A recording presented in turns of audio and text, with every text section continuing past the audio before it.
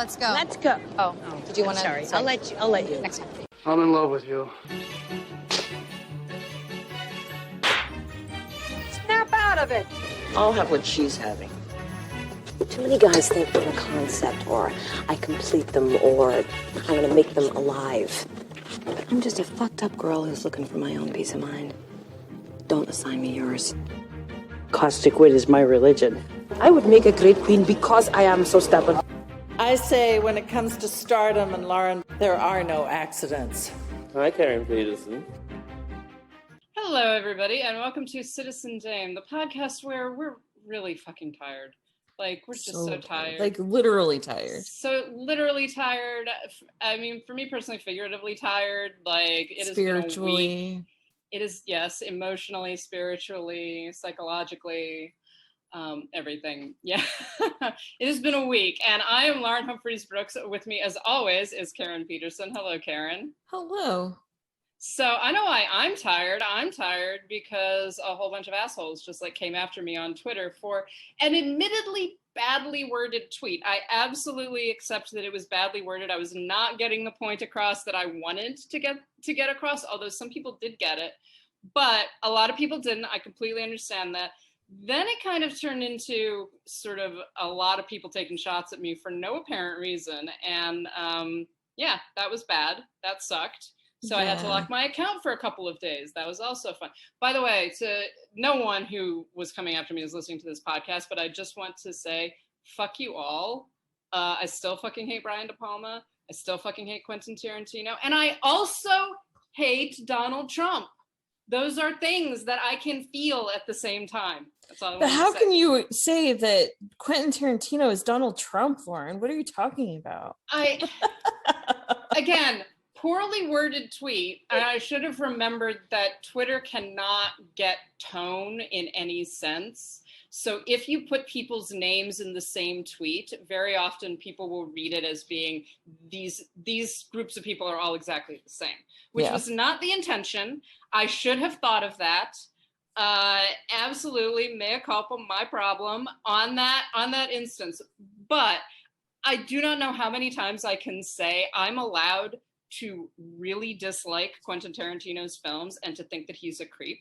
And I'm also allowed to really dislike Donald Trump and Bill Cosby and to feel that all of them, in fact, really don't have a good place in our society. That is my feeling. That is not saying that Quentin Tarantino and Donald Trump are the same person or that what they did is on the same scale or that the things that they do are on the same scale, whatever.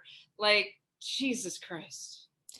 And yes, Denis Villeneuve, by all accounts, is a lovely human being. That does not mean his movies are not fully misogynist.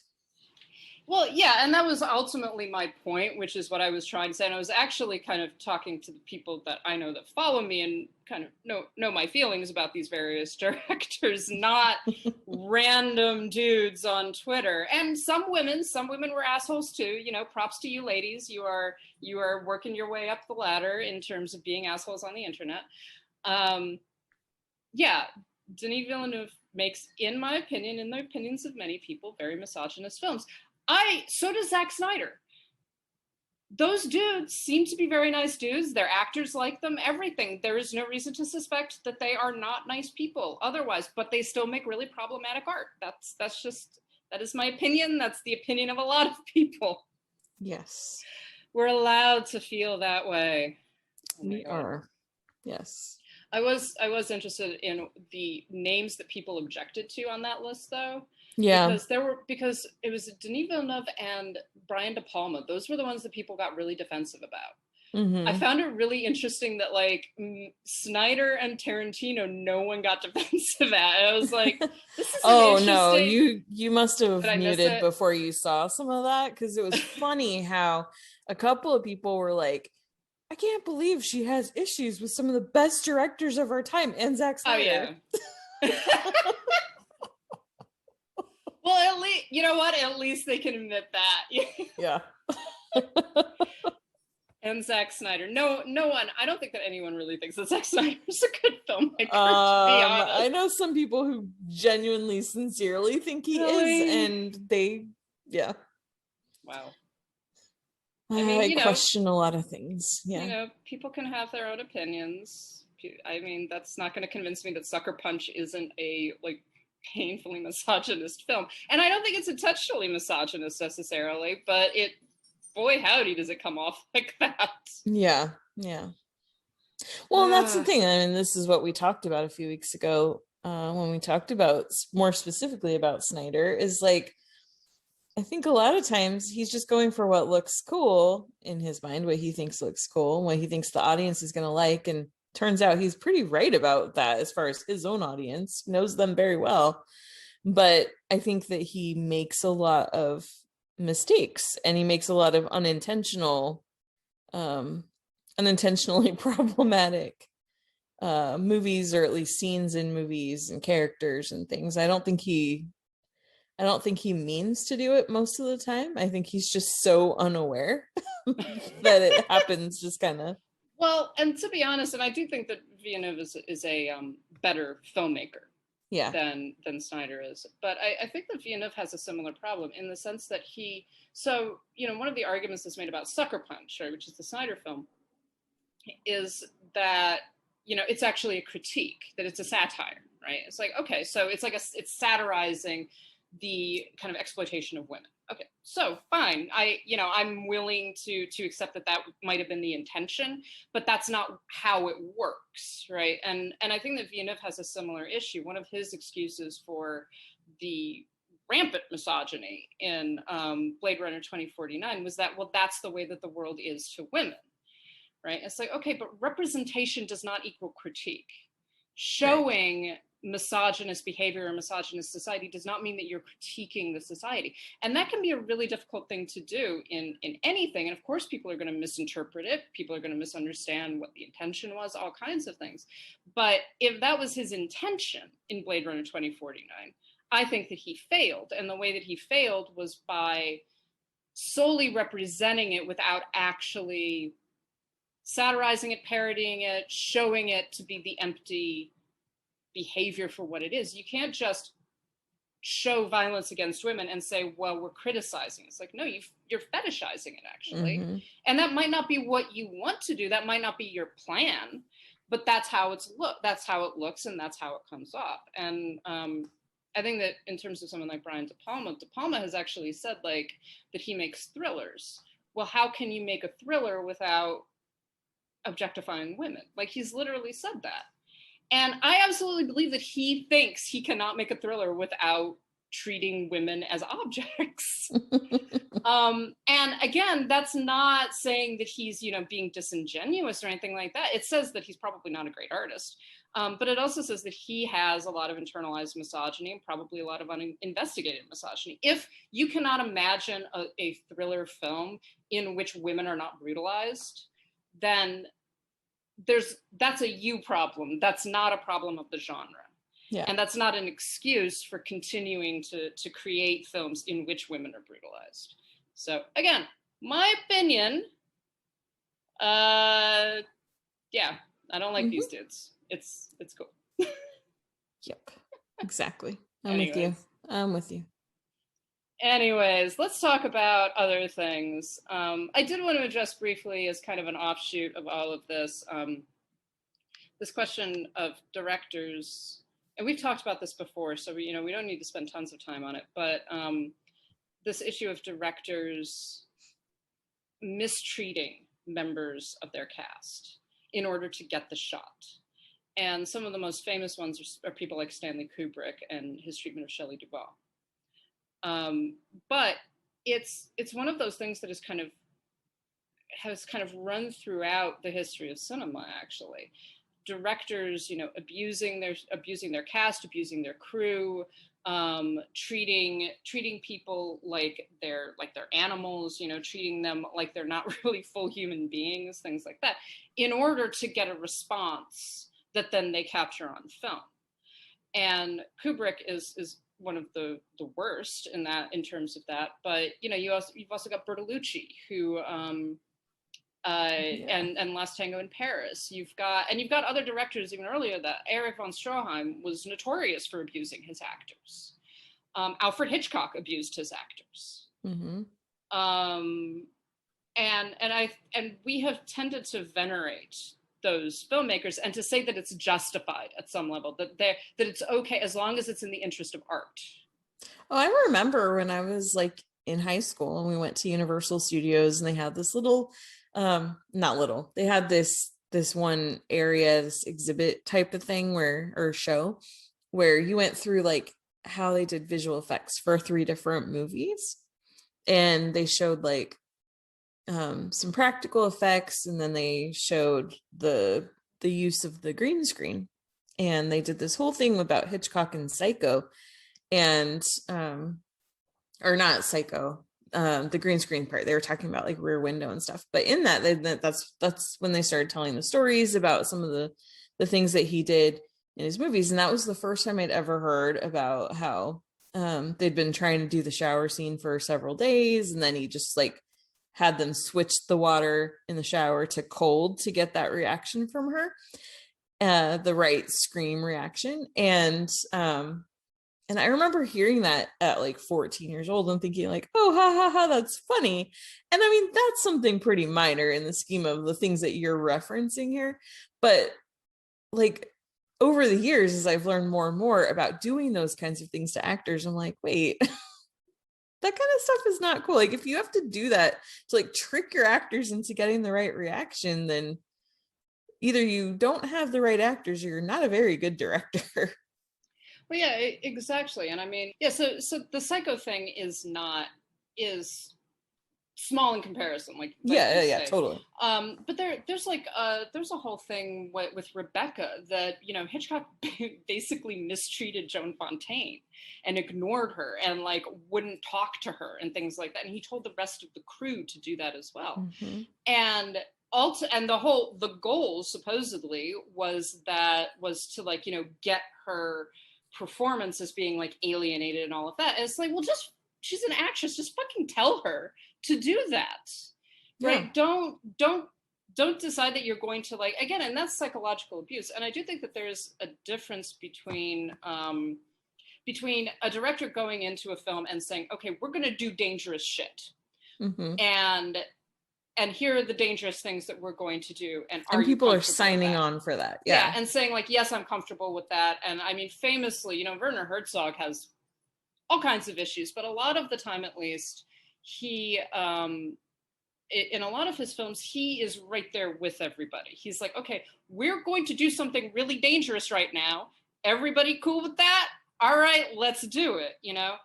And if the actors are signing on to that, you know, that's one thing. That's different than, you know, subjecting people to torture. Yeah. In order to get the shot that you want, the image that you want, the reaction that you want. Yeah. And yeah, and it's deeply problematic. And of course, you know, what kind of launched all of this for me was talking about Tarantino again. And yeah, Uma Thurman is still friends with him. I question that a little bit because I don't know, I wouldn't still be friends with someone. I'm friends with people who aren't good for my health or mental health, you know? I mean, this is not something that I would forgive necessarily. She's forgiven him, fine, whatever. That doesn't mean that we as viewers should be approving of it, and we certainly shouldn't be venerating it. And yeah. I think that that's what bothers me the most in all of this, is that we still act as though this kind of behavior from directors is acceptable. Yeah. That, you know, the end result is the important part. And it's like, no art is worth people nearly dying for. Exactly.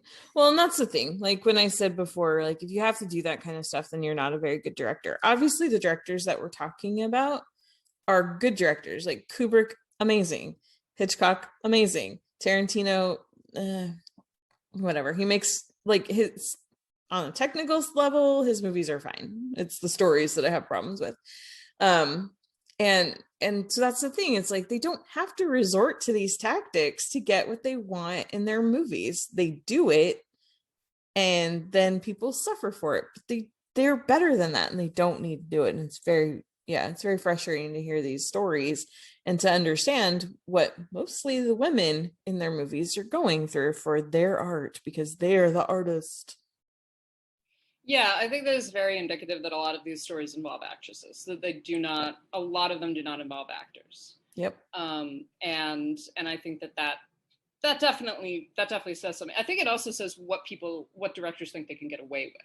And another one that always shocks me when I hear about it, and then I'm kind of like, how come no one like mentions the fact that this is a major issue, is William Friedkin and his treatment, and like some of the violence that was perpetrated against Linda Blair in The Exorcist. Like she permanently injured herself in one of those shots because they were trying, like the machines, the way that the machines were acting were being too violent with her body. This is a child, a literal child. Yeah. Well, and what's his face killed someone on set. Yeah. So, no, exactly. Something that didn't need to be happening. And that's the thing. Again, Uma Thurman could have been killed. Like she could have died. She actually got quite lucky that she wasn't. Yeah. And then we would be having a very different conversation right now. Yep. And I just think that we need to stop kind of venerating this. We need to stop excusing it. Obviously, we can't do anything about directors from the past, but we can begin to shift things in the present. Yeah, well, and that's, I know I've talked about this before, but that's why, you know, when I talk to certain female directors about things that are mostly the psychological elements of their movies, like when I was talking to Jennifer Kent about shoot, I just blanked on the name of the movie. The Nightingale? Yes, thank you. When I talked to her about that, and I talked about, you know, did she try to keep her to Aisling Franciosi and what's his face? Oh man, I'm struggling this morning. I'm always struggling on. Isn't it Sam Claflin? Yeah. So I was asking her, like, did you try to keep those two away from each other so that animosity would really be clear on screen? Like, what did you do? And she's like, no, I felt like that would be the worst possible decision. And I insisted that they spend time together and be comfortable together so that when they had to film these really grueling, brutal scenes of intense violence, that they would feel safe and know, like, this isn't this person doing it to me. This is me in a role, and this is happening. Well, yeah, exactly. And I think that it says that they're perfectly good films. There are many great films have been made that did not like permanently damage actors, either psychologically or physically, right? Exactly. And so obviously good films can be made without that happening. You know, David Lynch, he runs a great set according to everybody. Again, you know, you can argue about the actual content of his films, but his actors love him, and he makes some really psychologically and emotionally disturbing movies, right? These are not easy films, but he's not, you know, Kyle MacLachlan, I want you to go and abuse Laura Dern. Yeah. Because so that I can get the right shot. It's like, no, let's make everybody comfortable and friendly and happy. And yeah, we're going to do some fucked up stuff, but we're doing it together. Exactly. Yeah. Anyways, I just wanted to address that again because it's something that we've been talking about and thinking about and everything. And let's just stop saying this is the way to make art, because it's not. And there's lots of examples of how it's not. Exactly. So moving on, let's start with a couple of questions, because we had some interesting questions. We just sort of put out like a feeler to be like, ask us about movies, because we want to talk about some fun things. And so this is one that I don't have a lot of information on. Karen, I have no idea if you know the answer to it. But this is from @CommieMason. I once heard that when the Oscars started, it was somewhat embarrassing to be nominated for supporting actor or actress, and leading actors tried hard to avoid it. You know a lot more film history than me, so I was wondering if you could verify this. So I don't know the answer to this. It makes sense to me, but do you have any idea, Karen? So this is one that doesn't really have a clear answer as far as I've been able to figure out. So I think that it's just like today, there are certain actors who don't want to be submitted for supporting, even when their role is definitely more supporting, and they would probably win if they went that way. They want that lead Oscar. So I don't think that it's necessarily like that it was an industry-wide attitude, but it definitely was an attitude that a lot of people had. So yes and no, I guess, is the right answer. So it was very situational, and it just came down to the person. I think in the beginning of the Academy in general, a lot of people didn't care that much about the Oscars. So, like, I mean, half the time they wouldn't even be there. So they wouldn't go if they were nominated. And a lot of times they didn't have to, because in the early days, like before I think it was in the 40s, when they stopped giving out the winners list ahead of time because someone accidentally broke an embargo. But that was a fun story. I think it was the LA Times that did that on accident. but yeah, so before that, it was like a lot of times they knew who was going to win ahead of time anyway, so it wasn't like that big of a deal. I mean, people wanted it, but because they like to get awards. But it just, I don't know, the attitude has been kind of back and forth. I think it just depended on the person. There are some people who just never would accept, like, I am not a supporting player, I am the lead, and that is an attitude that still persists today for people. So I mean, when you're talking about actors, we're often dealing with some pretty massive egos. Oh yeah. And you kind of have to be egotistical in order to be a successful actor in a lot of ways. I don't know how you survive otherwise. Well, not only that, but also when you're constantly dealing with people telling you how great you are. Yeah. You want to believe that. Yeah, exactly. So it doesn't surprise me that there's like this kind of resistance. No, I'm the lead in all of this, even if you're really a supporting player. Yeah. And then you end up not getting nominated at all.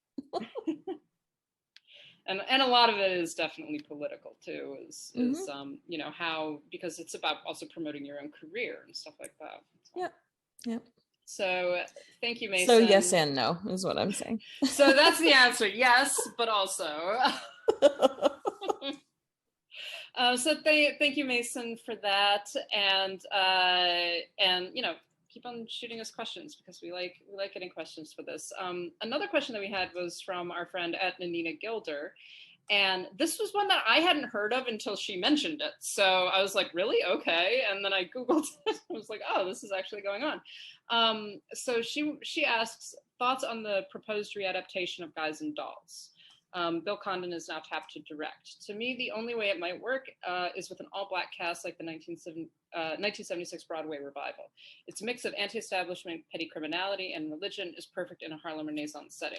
That is absolutely true, and it's funny because I didn't know that they had done a readaptation of Guys and Dolls, or a revival of Guys and Dolls in 1976. That's a fantastic idea. I can see how that would work really well. Bill Condon, I mean, I have a feeling that this is going to be pretty straight, star-studded, musical adaptation. This isn't going, so Bill Condon directed Chicago, right? No, that was, oh my gosh, I am terrible today. What is going on?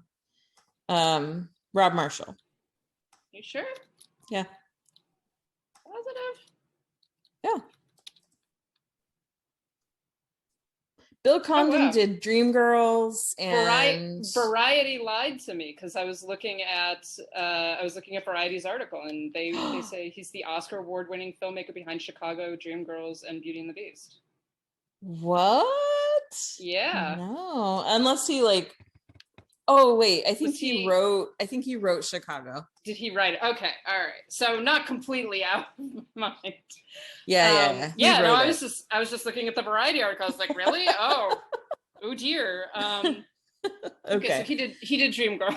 So it was Beauty and the Bill Beast. Condon and Rob Marshall on Chicago. Okay. Anyways. Yeah, so Bill Condon, I mean, I think Dreamgirls was very good. I don't like Chicago for a multitude of reasons, but whatever. I have a feeling this sounds like it's probably going to be a pretty straight adaptation of Guys and Dolls. I doubt that this is going to do anything really interesting with it. So do you have any thoughts on that?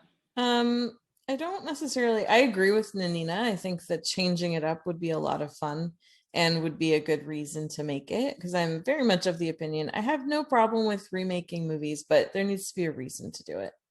and that doesn't have to be a strong reason. It can be like, we just want to, but you need to do something different with it to establish, why you're doing it in the first place, but other than just that you wanted to. But my concern in this is with Bill Condon directing. I think that, like you say, I think it's just going to be a pretty straightforward movie. I think that a lot of the stuff that he's done is fine. I think Dreamgirls is fine. I think Beauty and the Beast is fine. The Good Liar from a couple years ago was actually not bad. So it's like, he makes movies that are fine. I don't feel like he makes movies that are just like overwhelmingly like, wow, that was amazing. And I have no reason to believe that Guys and Dolls will be, I am a little concerned about who he's going to cast in it. So yeah, I'm very wary about who he's going to cast. I mean, if he actually goes with an all black cast or like kind of a diverse cast, I let's think just mix it up. Let's make it. That could be really interesting, and there's a lot of things you could do with that. I don't know. I like the show. I like Guys and Dolls. I actually love the original film. Even though it's very silly, no, Marlon Brando can't sing, but it's still like incredibly entertaining to me. And I think that it gets at the humor, it gets at kind of the energy and the patter and all of that. And I really like that. It also has some weird ass songs in it. I want to know if they are going to include Papa Pet Me. We can only hope. I mean, they better. We've got to have that. Like, if they could do it in the 1950s, they can definitely include it in 2022. Like, come on. But it's an entertaining show and everything. But yeah, so I don't have strong feelings about this. I think I'm with you. I think it's probably going to be fine. Yeah, which is sad because I would like some just fine musicals. We've had a lot of fine musicals. Well, apparently we're getting something pretty crazy later on this year with a movie called Annette, which was the talk of Cannes this week with Adam Driver and Marion Cotillard, who, by the way, is dubbed in this movie. Really? Because she's playing an opera singer and she doesn't sing opera. So it's like, okay, but she won an Academy Award for playing Edith Piaf. The woman can sing. Why are you dubbing her? I mean, opera is its own animal, though. Sure, but does it have to be opera? Like, why did they write it that way? Write it to something that she can sing, or cast an opera singer. Yeah, yeah, exactly. Well, but opera singers are not Marion Cotillard, so there you go. Yeah. Anyway. All right, so let's see. Let's talk about like what films we've been watching recently, because I've actually been watching quite a smorgasbord of interesting films. So I decided, in the midst of like locking my Twitter account and making people leave me alone, I decided that I was going to watch the 3-hour version of Visconti's The Leopard, starring Burt Lancaster and Alain Delon. And I'm very glad that I did, because for a film in which there is no real definable plot arc, it is fascinating. It's like, and again, this is a 3-hour film that takes place in Italy in like the 1880s, I believe, and is basically about Garibaldi's rebellion, and then the shifting of Italian politics and Italian culture over the course of a number of years, actually, and particularly filtered through the perspective of the leopard, played by Burt Lancaster, who's this old school Sicilian nobleman, and is kind of dealing with the fact that his way of life, and in fact the entire culture that he has existed in and that has given him a great deal of power and prestige, is dying. It's changing. And there's very little that he can do about that. So it's this fascinating, gorgeous rumination on that shift. And it goes to places that I didn't completely expect. I expected his character to be a lot more resistant to what was happening, but there is this fatalism that begins to evolve over the course of the film. It's Visconti, so it's beautiful. Like, it's beautifully shot. It's incredibly complex. It's very like controlled emotionally in some ways, and then just like incredibly emotionally deep at the same time. And it's a brilliant film. It's on the Criterion Channel right now. It does go off at the end of the month, so if you want to see it, I really recommend it. Watch the original 3-hour film in Italian. There's an American version that I think is like about 1 hour and 45 minutes or 2 hours. I do not know how you could cut this film down and still have it have the same degree of impact. It's a brilliant film. Awesome. I've never seen it, so I will look out for it. Thank you. If you have 3 hours to kill, I watched it over the course of a couple of days. I admit that. So what have you been watching this week, Karen? Anything that you want to recommend? Yeah. So earlier this week, I rewatched a movie that I saw last year at Sundance, and it's finally out in the world, and that is Zola from Janicza Bravo. It's an A24 film. It's in theaters right now, and it's not a funny movie actually, but it has some funny stuff to it. It's adapted from a 148 tweet thread from a few years ago, and in this story, this woman named Zola, that's her nickname. She tells this story about how she met this girl at her work. Like, she was a waitress, and this girl came in, and they got to talking, and the next thing she knew, she was off on this weekend trip to go dancing. She's a stripper down in Florida and make a bunch of money. And then what ends up happening over the course of these next few days just gets progressively darker and scarier, and it's just this wild story. And it's one of those things where it's like, this cannot all be real, but she's got like photos and stuff like to back up her version of events. And it's a crazy movie. It's definitely one of those that's not for everyone. The day I was going to see it, I was talking to my mom, and I said, "Oh yeah, I'm going to the movies." And she's like, "What are you seeing?" And I was like, "Well, I'm seeing one that I intentionally did not invite you to because you would not enjoy it." So, but really, really good.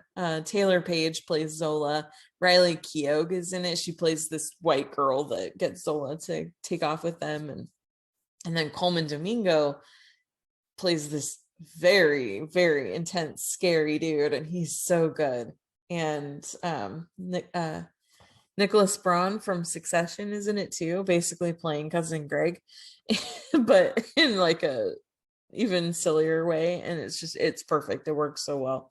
But yeah, it's a very, very it really is one of those stories where you're watching it and you're like, this is just unbelievable. This cannot be real, and yet it seems like it might actually be real. So yeah, but it's and again, like, yeah, it's wild, and a lot of people are talking about it in a way that makes it seem like it's kind of a funny movie, but it's really not. And it one of the things that I think that Bravo does so well, because she wrote and directed it, and I think she does such a good job of establishing that this is not a lifestyle that you should judge. These are people who are trying to make a living, and yeah, what they do and the drugs and all these other things and the situations that they end up in are chaotic and messy, but it's not our place to judge the decisions and the actions and the choices of other people. And there are some really, really good moments where you get that, where someone's like, hey, look, you do you, I'm going to do me. And that's okay. You know, we don't look at the world the same way, and that's fine. And so I think she does a really good, makes a really good point with that. So, yep. This is one that I definitely wanted to see, because I think I remembered the tweet thread. Yeah. I remember when it went viral and like people passing it around and everything. So, and I think that might be one of the reasons why people are talking about it like it's funny, because there is that, like, there's that humor in, oh my God, how can this exactly, keep on going kind of thing, right? Yeah. Even when the events might be horrifying, right? Or might be like Jesus Christ. You know? Yeah, it's that total disbelief of like this. No, it's just like what can possibly happen next? Right. Know? Where's the punchline here? You know, yeah. Mm-hmm. And I think that also, you know, if you're reading a thread from someone who's experienced something, just like, okay, so you're okay. Yeah. Well, and that's how it is throughout the movie too. Like as you're watching it, you like she's narrating, the character is narrating it too, and like, hey, watch out for this guy, or I'm gonna not know who this person is for 24 hours, you know, or whatever. And so it's like there's these reminders throughout the film that like she lived to tell this story, so she's gonna get out of here, she's gonna be okay. You don't know what's gonna happen to anybody else, but but yeah. I remember the tweet thread too, and I remember not like I feel like I saw it the night that it was unfolding, and I never finished it, so I never knew what happened. And that's the one thing about the movie that I was a little bit I don't know. I would like to understand her choice because in the writing, because it just kind of ends, but there was a definite end to the story in the tweets. So I'm not sure why she didn't follow that through. Especially because this movie is also only about an hour and 27 minutes or something like that. It's like just under 90 minutes long. And so it's like you had a little time to give us a kind of an epilogue here. So I don't know why, but yeah, definitely one that I want you to watch so we can talk about it. Yes, I am interested in seeing this film. Cool. Well, I'm glad that you liked it. It does sound interesting, and I've been very intrigued by kind of the stuff that everyone is talking about. In terms of this film. Like I said, I saw it last year at Sundance, and I wasn't at the premiere showing. I saw it a couple of days later, and everyone was talking about it. So when I saw it, I was not sure.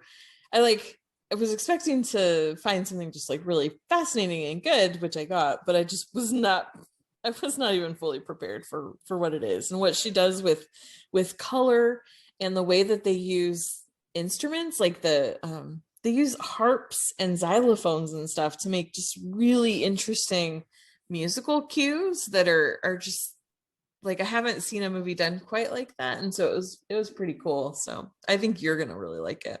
Cool. I would be interested to see it.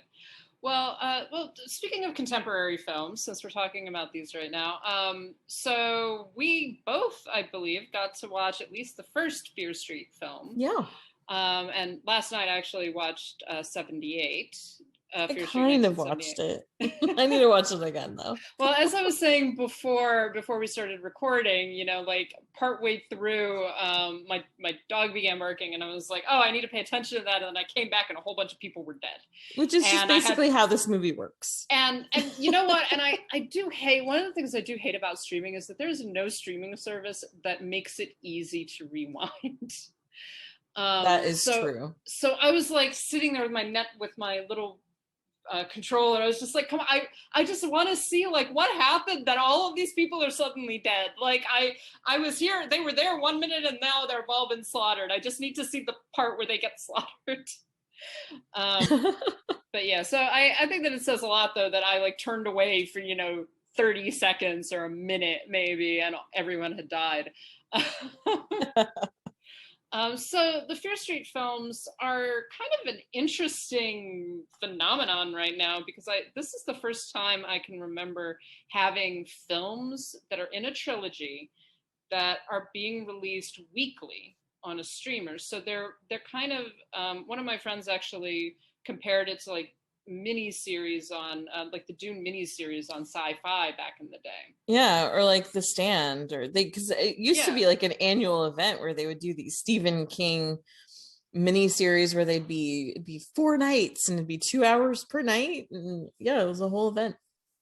Yeah, and I think that we've become less accustomed to that, but these are like full films, right? They're all about an hour and 50 minutes. They have their own arcs, they have their own reference points, and you do have recurring characters throughout all of them, obviously. And so it's interesting to see them play out kind of in real time, because when the first one came out, I was like, ooh, I'm really excited for the next one, you know, in like a couple of months. And it's like, oh no, it's being released next week. Yeah. Yeah. I'm like, this is really, it's interesting. It's interesting how streaming is both doing different things, but also kind of doing a repeat of some of the things that we used to do with miniseries, like you say. It's like the Thornbirds or something, only with a lot more murder.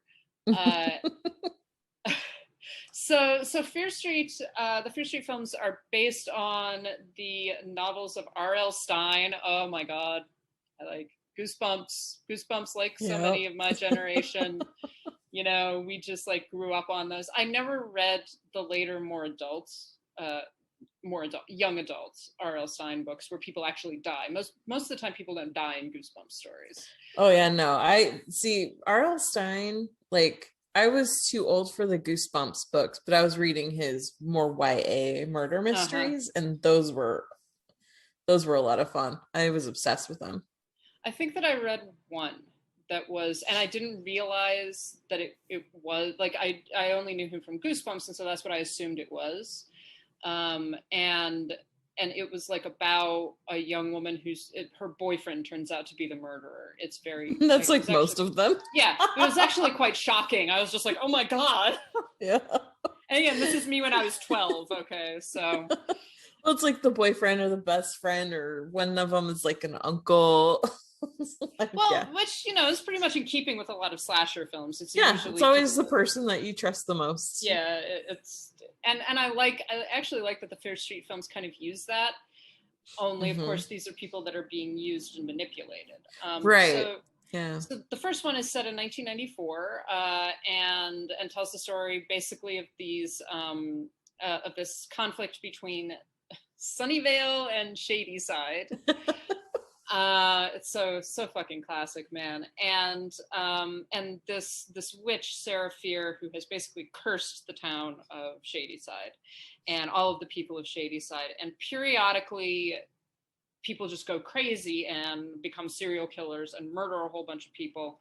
And the argument is always that, oh, the witch has possessed them. Because why else would people just go insane?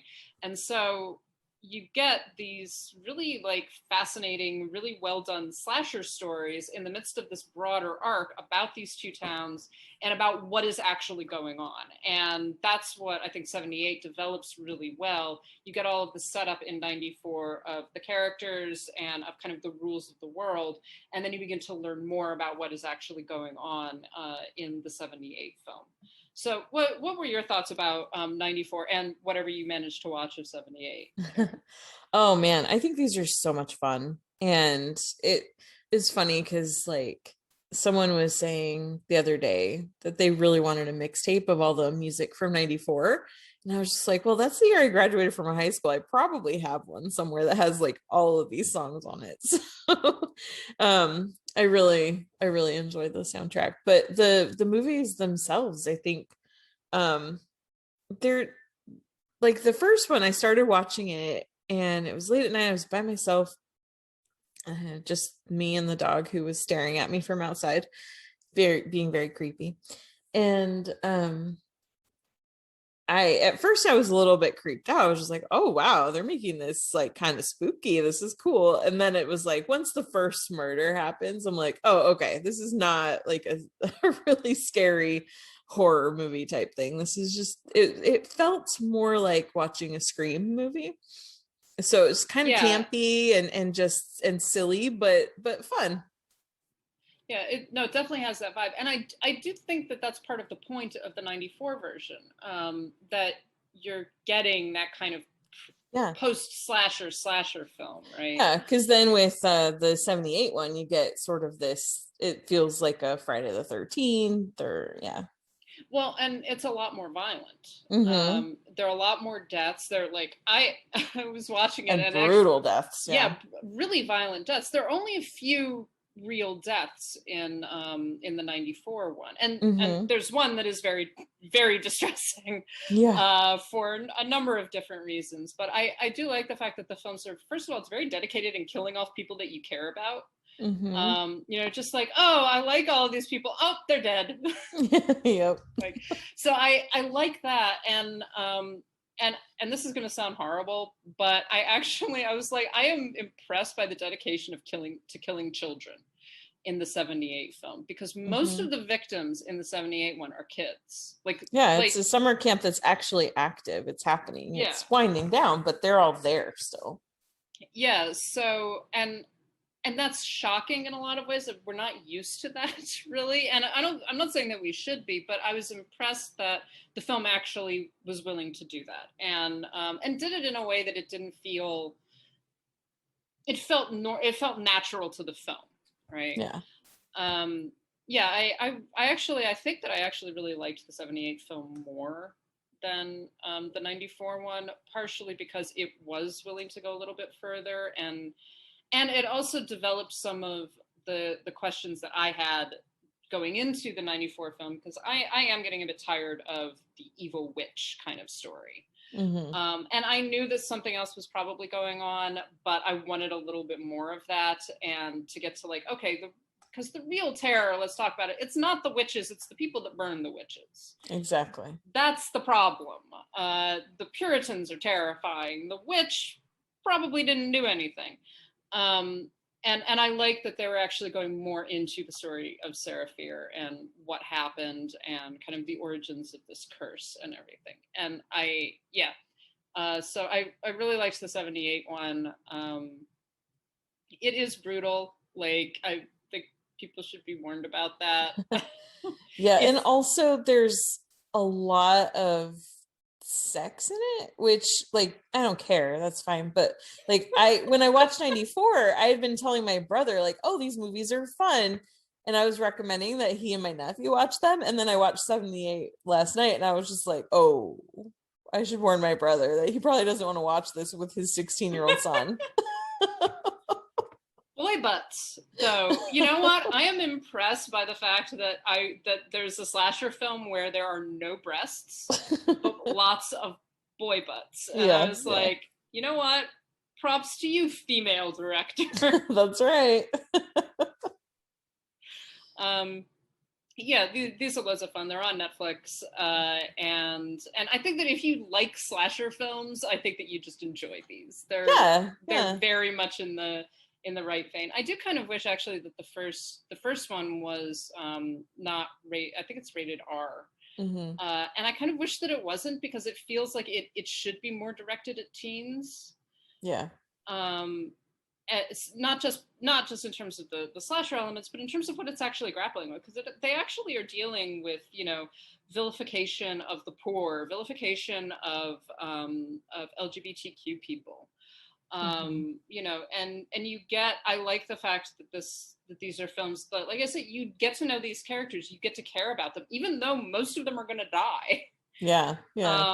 You feel like connected to them, and you want to understand them, and kind of see that they are actually much more than what they're being represented as. And I really like that about these films. Yeah. Well, and one of the things that I saw a lot of people really excited about with 94 in particular, well, which I guess this is something that crosses over across the trilogy, but just the fact that you have this movie, it's a slasher movie, and it's a lot of fun that way, but it's the main, like the central relationship in the heart of the movie is about two young women who can't be together because, you know, society doesn't want them to be, because in 94 that was still not as acceptable as it should have been, and definitely not as acceptable as it is now. And you have these two girls that just want to be together. They were together, and then they broke up, and there was a lot of shame attached to that for one of them in particular. Yeah. And having these stories now, it's great. Well, and in the 78 film, the relationship is about two sisters, right? Yeah. So they're so far, both of the films that have been released have been very much about female relationships and friendships and romantic relationships, sibling relationships, etc. Yeah, that's a good point. So you're taking these, and again, it's kind of playing with the whole concept of the final girl, right? Where the final people are almost uniformly female. Yeah. And the people who are involved are almost uniformly female, or they're outcasts. They're people that are not acceptable as, you know, within mainstream society for a multitude of reasons. And yeah, it's nice, and it's doing it without being really ostentatious about it. It's not like we are now making a point. It's just, this is the story that is being told. Mm-hmm. That makes sense. So yes, yeah. Highly recommend the Fear Street films. Having a great time with them. I'm looking forward to seeing how this all plays out in Fear Street 1666, which I'm hoping they go full like The Witch kind of thing. Mm-hmm. Yeah, that's gonna what be I'm interesting. pulling for. Yep. So Karen, you also got to see another film that has just been released in premiere access on Disney Plus right now, which means I'm not going to get to see it anytime soon. But so you got to see Black Widow. I did. It's also in theaters, so for folks that are comfortable going back to the movie theaters, you can watch it there, or yes, you can watch it at home on premiere access. And yeah, so this is the movie that we've been asking for since Black Widow as a character was first introduced in Iron Man 2 in 2010. So it's been a long time coming. And it was one of those things where it was like every time they announced like the next new character movie that they were introducing, it was just like, well, where's the Black Widow movie? And then she died, and it was like, well, what? But then we got it after the fact. So yeah, Black Widow takes place in between Civil War and Infinity War. So this is when Natasha's she's on the run because she helped out Steve's team in getting away, and so she's kind of hiding out, and then she gets a package sent to her, and then someone comes after the package and attacks her, and she realizes like, oh, I have to deal with this. So that ends up reuniting her with a girl who at one point in their childhood they were being raised as sisters, and they were not sisters, and then they were separated. And so it's sort of a family reunion story wrapped up in this story about human trafficking and girls being used and brutalized for in service to a very evil, very powerful man, and trying to reckon with that. And so this is a movie where you've got Natasha Romanoff, who is an Avenger on the run, but still an Avenger. And all we've ever heard in all of her appearances in these movies is about her terrible past, and like she did things in the past and that she just felt really guilty about. And so this is our finally our opportunity to get a little bit more of what those things were that she did. And it needs to be a balancing act, because you have to give us enough to understand why she'd be so guilty, but it can't be so bad that it's like, well, now she's a terrible person and I can't forgive that. This can't be Anakin Skywalker killing a room full of younglings. Because like, you really can't come back from that. We've already seen the redemption, you know what I mean? So it needs to be carefully balanced, and they do a really good job with introducing what she has to feel so bad about, but also letting us know that even if she never forgave herself, we can. And so I think the story works really, really well. It's very funny. Florence Pugh is hilarious. And the two of them, the way they bicker and banter together, it's great. And I'm going to be really excited to see Florence Pugh in additional movies or TV shows or whatever in the MCU, because her character is just a lot of fun. And overall, this movie has so much action. One of the things that was so great about Black Widow is her just acrobatic skills, her gymnastics abilities and things, and the way that she's able to do these cool fights with her body. And that's just on full display here. It's done very, very well. But there's also just some like really interesting sets that are happening and things too. So yeah, it's just all around. It's just a fun Marvel movie, and we haven't had one of those in a while. because of the pandemic. This was supposed to be out last year, but and I think that that's part of where the frustration is coming for some people, because I've read a lot of critiques of people who were not pleased. They didn't love the movie as much as they were hoping to, and one of the big complaints I've seen from folks is that it's too late. It's too late. It's the time has passed. And I think that if this had come out last year when it was originally supposed to, and we were one less year removed from Avengers Endgame, it might not have felt quite so late. But I mean, what can you do about it? Nothing. So so I thoroughly enjoyed it, and I think people who really like the Marvel movies and just are able to enjoy them when they're silly but also trying to make a little bit of a deeper point, I think would enjoy this. So there you go. Well, then it sounds like I would enjoy it, because that's usually what I watch the Marvel movies for. Cool. Yeah. And this is also, I think, is this the first solo female directed film? Yeah, because Captain Marvel was co-directed. So yeah, so that's pretty cool. Yeah, and Kate Shortland, she did a great job with this. I mean, that's a high pressure gig. And I think she did a great job with it. It looks good.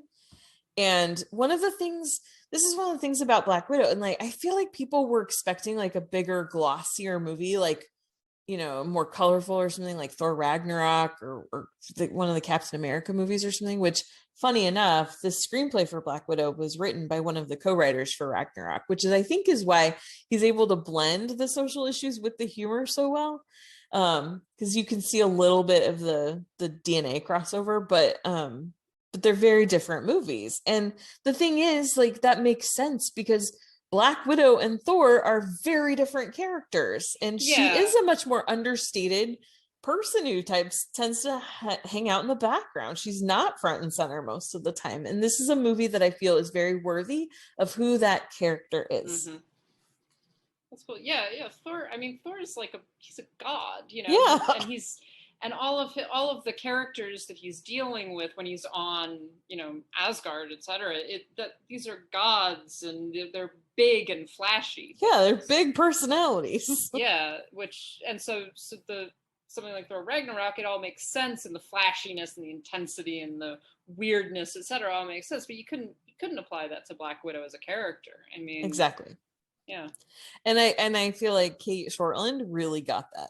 And so what we get is a movie that really makes sense for who Black Widow is and who Natasha Romanoff is. Cool. Well, I will look forward to seeing it.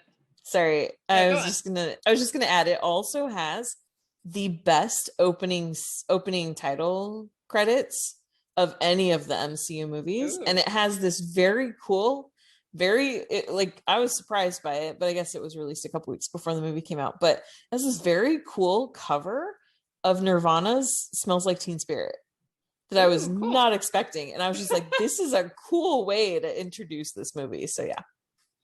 Oh, well, I would be interested to see it when I finally get to. I mean, I'm not comfortable going to movie theaters yet, and I'm not paying whatever $20 for premiere access. I think it's 30. For God's sake. Yeah. No, I can't do it. The only I'm gonna go visit my parents in a couple of weeks. Like, maybe if they're really into the idea, we can split the cost or something if we really want to watch it. Yeah. But but cool. I'm glad that it is worthy of that character, because she really deserved better than what she got, really across the board. And it's good to hear that her standalone film is actually giving her that. Yeah. So before we close everything out, we did have one more question, and this is complicated because I hate answering. Not because I hate the question, but because I hate trying to go through all of the numerous films that I have seen and really think about which ones I would like the best, right? So This is not a dunk on the question at all. This is just absolutely a dunk on the fact that I cannot make choices. So from @Noah_Saturn, what are your favorite comedy films from each decade? this is a lot. Mhm. So I'm just gonna mention a few. I love Buster Keaton's Sherlock Jr. I love I do too. Awesome. So there we go.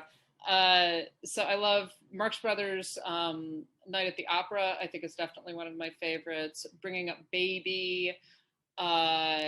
It's funny, the 1950s kind of begin to fall off for me. I actually am struggling to think of a comedy from the 1950s that I really love. I pulled up my letterbox because I was just like, what are some of the best comedies from that year? And it's like some of these I don't really put White Christmas in a comedy. Like I don't think of that as a comedy, It's a musical. Yeah, it's a musical comedy. Yeah, like these are the comedy films released in the 1950s, and it's like Singing in the Rain, Harvey, White Christmas, Kill the Empire, Some Like It Hot, Roman Holiday. It's like Some Like It Hot is definitely up there for me. Yeah, that one is for sure. Another one that I just recently saw is Born Yesterday, which I know it's been a long time. I should have seen that film a lot earlier than I have. But have you seen Born Yesterday? I don't remember if I've seen the original. I've seen the remake with Melanie Griffith, but I don't know if I ever actually got to see the original. I mean, the original made Judy Holliday. It really did. And she is fantastic in it. Like she just William Holden is good, but he really doesn't have to do much. He just kind of has to stand there and be pretty. She runs it. And, her and Broderick Crawford, actually, there's a wonderful scene between the two of them where they're playing cards. And there's almost no dialogue. It's her, she starts singing at one point. But that's it. And just the interplay between the two of them in that scene is so funny and so tense at the same time.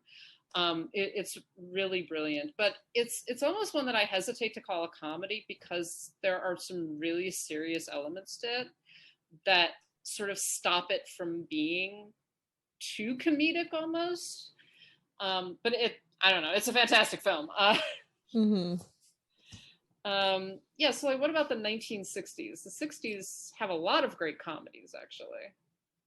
Let's see. I love the Pink Panther. Oh yeah, the Pink Panther I would say is definitely one of my favorites. Pink Panther, The Odd Couple. Shot in the Dark is the other one. Yeah, The Odd Couple's a lot of fun.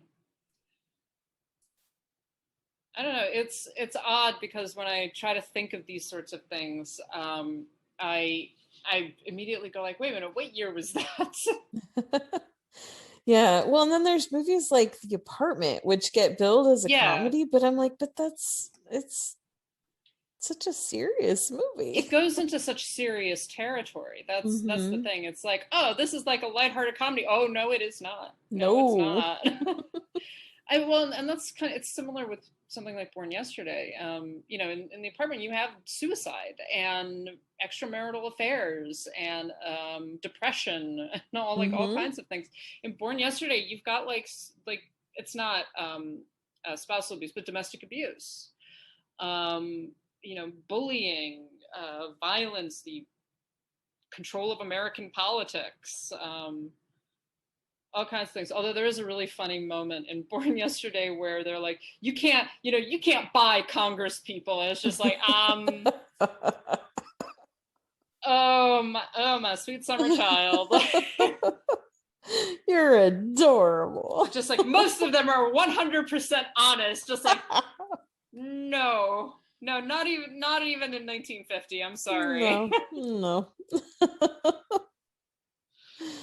What about the 70s? The 70s, again, I think are a little hard. I do love Elaine May's A New Leaf, which I believe is the 70s. Blazing Saddles, Young Frankenstein. Blazing Saddles, yeah. Oh, yeah. Young Frankenstein still is one that I go back to like a million times. Yeah, definitely. 80s for me is definitely Ghostbusters. And that is a comedy, guys. That's a horror movie. It's a horror drama. No, it's not. For me, I don't know. Clue is a big one. Big. Moonstruck. The Burbs. The Burbs is one of my very favorites. I love that movie so much. If you're gonna remake Hitchcock, make it a comedy with Tom Hanks. That's all. Well, have you ever seen, I think it's 80s actually, have you ever seen Throw Mama from the Train? Oh yeah, I love that one too. Yeah. Similar. That's the thing. Like, if you're gonna remake a Hitchcock movie, you need to do it you need to make it something completely, like, a different genre. Yeah. Using those elements, but yeah. And Hitchcock would appreciate that too, because he put a lot of comedy into his films. Mm-hmm. Yeah. So 90s. See, this is where I go, okay, I admit I love Adam Sandler. I love Jim Carrey, Chris Farley, like those guys. I mean, Tommy Boy, I think, is one of my favorites. But then I also love Groundhog Day. I love Clueless. I love Jerry Maguire, Addams Family. Like, there's so many comedies in the 90s that I love. I think for me, just in terms of formative comedies, it's Wayne's World.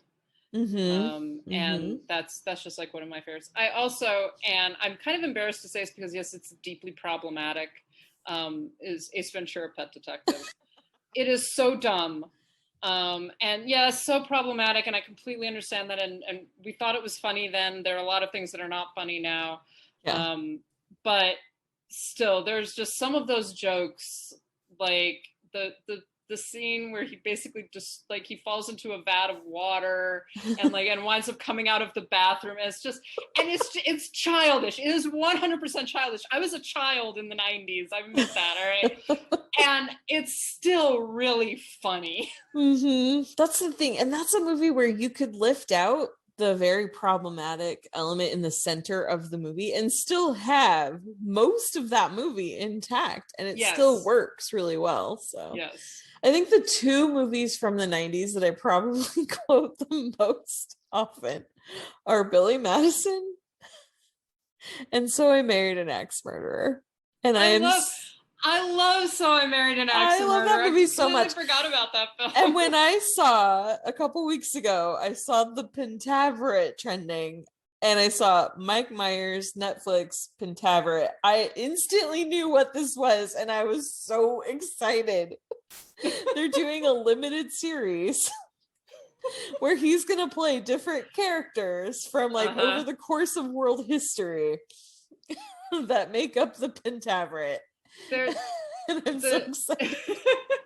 The 90s really was that period where, like, you know what? Mike Myers was funny. He was just really funny. Yep. It's so true. Oh man, I love that movie so much. So now you get into the aughts, and I think that for me, two of them, and it's both Will Ferrell films, Anchorman, The Legend of Ron Burgundy, and Talladega Nights. Both of which, again, there are those times where I'm like, this is really childish, but also I cannot stop laughing. Like, Talladega Nights is testament, just like, sometimes I imagine Jesus as a badger. And it's like, what? Dear sweet little, like, dear sweet little baby Jesus who's lying there in your manger. Like, all of those things are just so funny to me. San Diego, it means a whale's vagina. See, I have a favorite comedy from the aughts that is Will Ferrell, but it's not either of those. It is Elf. Yeah, I love that movie so much, and it actually got me through a very, very, very dark winter when I was suffering from some terrible depression. That was the only movie that I could handle watching over this entire Christmas break one time a few years ago. I'm much better now, but ever since then I've always wanted to tell Will Ferrell and Jon Favreau that, like, thank you for making this movie, because it's great and it's hilarious, and I still, to this day, I love it. I watch it in July. Like, it doesn't have to be Christmas time for me to just watch it and love it. So what about the whatever they are, the teens? Oh man. So the decade that we just left. The decade that we just left, not that long ago. Bridesmaids. Yeah, I'll go with that. I'll go with that. Bridesmaids and Ghostbusters. And Spy and Easy A and Crazy Rich Asians and so there are a lot of really good ones, and I refuse to do the 20s because we just started them. So I'm like, have there even been any comedies this decade? Just kidding. I know there have. Have there? I don't know. 2020, 2020 just did not start off great. So. Barb and Star. Oh, that's right, Barb and Star. Mm-hmm. Sure. Yeah. All right. So thank you, Noah, for that. We hope that let us know what your favorite comedies are from those decades. Like, it would be great to know what other people actually like watching. And they say some of those that Karen just mentioned, I was like, oh man, I haven't seen that movie in ages. So I Married an Axe Murderer is just great. I actually own that on Vudu. I'm gonna watch that today. That's gonna be my after the podcast watch for this week. And I do like that you mentioned Clue, because Clue is it's classic. It is. I mean, it was classic when it came out, practically. Mm-hmm. Yep. And again, so many stupid jokes. When you really look at some of these films, like, this is dumb. These are like dumb puns. And that's why they work. But it's really funny. Like, it makes me so mad. It's so funny. I mean, and honestly, the evergreen gif of Madeline Kahn, flames on the side of my face. Just like burning. I used that this week when Kristen and I were talking about something. Your last husband disappeared. Well, he was an illusionist. He never reappeared. He wasn't a very good illusionist. Oh man.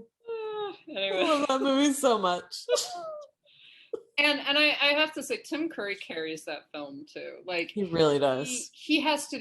Everyone in it is great, and they're all very funny. But he has to anchor it, and he has to like keep everything moving, and he does it so well, and it's so breezy that in the entire sequence where like they're reenacting the murder, and he's running the entire cast all over the house is so funny and so sharp. And then counting the bullets, 1 + 1 + 2 + 1.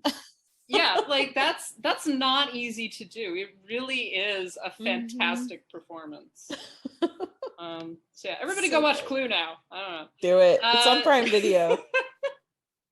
So I think that is finally going to close us out on this yet another grab bag episode. We will be back at some point with more themed episodes. But man, we really need to talk about some fun stuff this week. Yeah, we did. This was good. Thank you so much for that. Yes, I'm glad that we did this. So thank you so much, as always, to our patrons, who include Adriana, Ali, Heather, James, Kathleen, Carriata, Mason, Matt, Matthew, Michelle, Monty, Nanina, Robert, Steve, Sharon, Tao, and Will. Thank you so much, guys, for continuing to support us. If you wanted to support us, we are on Patreon at patreon.com/CitizenDame. We do have some more bonus episodes that we're getting done. We're going to do some more fun things for patrons. So, please join us. Also let us know if there are things that you would really like to do, that you would like us to talk about, stuff like that, because we do want to listen to our patrons, because you guys really are keeping our lights on. So thank you for that. You can, of course, visit our website. That's citizendamepod.com. Karen has her Black Widow review up. I've got a few Tribeca reviews up and a few more Blu-ray things coming soon.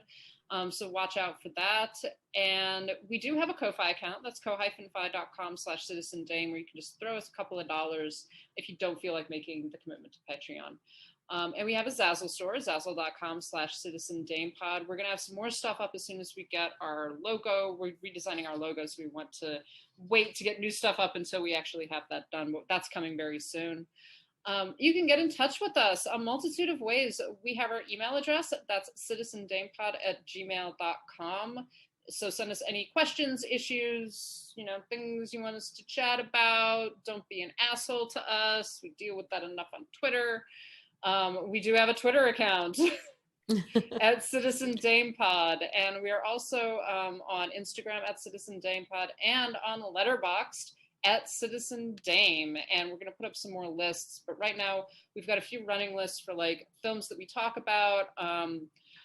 a wonderful, I think, I keep on adding to it, a list of great movies directed by women, because we are tired of people asking us questions about this. There are so many of them that do not include Leni Riefenstahl. So check us out. That's on Letterboxd at Citizen Dame. Of course, you can get in touch with us individually. Karen, where are you? I am on Twitter, Instagram, and Letterboxd at Karen M. Peterson. And I am on Twitter, unlocked now, Instagram and Letterboxd at LH Business. So that will close us out for this week. Thank you so much for listening. Bye. Anybody else want a whiskey? Yeah. All right, look, pay attention, everybody. Wadsworth, am I right in thinking there is nobody else in this house? No. Then there is someone else in this house. No, sorry. I said no, meaning yes. No meaning yes? Look, I want a straight answer. Is there someone else or isn't there? Yes or no? No. No, there is or no, there isn't? Yes. Please! Don't you think we should get that man out of the house before he finds out what's been going on here? Yeah. How can we throw him outside in this weather? If we let him stay in the house, he may get suspicious. If we throw him out, he may get even more suspicious. If I were him, I'd be suspicious already. Oh, who cares? That guy doesn't matter.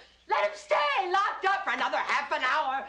The police will be here by then, and there are 2 dead bodies in the study. Shh. Well, there is still some confusion as to whether or not there's anybody else in this house. I told you there isn't. There isn't any confusion or there isn't anybody else? Either. Or both. Just give me a clear answer. Certainly. What was the question? Is there anybody else in the house? No!